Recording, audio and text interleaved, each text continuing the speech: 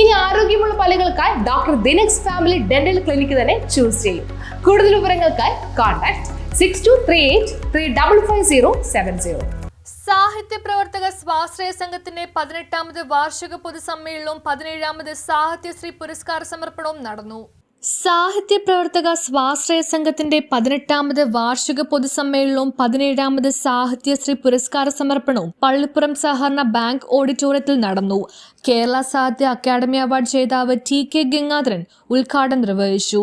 മുൻ state library president doctor Kunhikrishnan മുഖ്യപ്രഭാഷണം നടത്തി. കേന്ദ്ര ബാലസാഹിത്യ അവാർഡ് ജേതാവ് ശ്രീജിത്ത് മുത്തേടത്ത് ആനന്ദൻ ഷെറായി സ്മാരക പുരസ്കാര സമർപ്പണം നടത്തി. സാഹിത്യശ്രീ പുരസ്കാരം പുഴയെ തേടിയിറങ്ങിയ വേറെന്ന കൃതിക്ക് ഡോക്ടർ CV സാബുജി അർഹനായി. ആനന്ദൻ ഷെറായി സ്മാരക ബാലസാഹിത്യ പുരസ്കാരത്തിന് G രമാദേവിയും പുത്തൻവേലിക്കര സുകുമാരൻ സ്മാരക കഥാപുരസ്കാരത്തിന് ഗീതാ രാധാകൃഷ്ണനും അർഹരായി. എൻ്റെ ഉള്ളിലോ വളരെ ആഴത്തിൽ ഇറങ്ങി അദ്ദേഹം പറയുന്നത് എൻ്റെ യാത്ര എങ്ങോട്ടാണെന്ന് എനിക്ക് കൃത്യമായും വ്യക്തമായും അറിയാം എന്നാണ്. ഇവിടെ ഇരിക്കുന്ന നാം ഉൾപ്പെടെ അല്ലെങ്കിൽ ഭൂമിയിൽ ജീവിക്കുന്ന മനുഷ്യരുടെ യാത്രകൾ അവസാനിക്കുന്ന ആ ദിനം,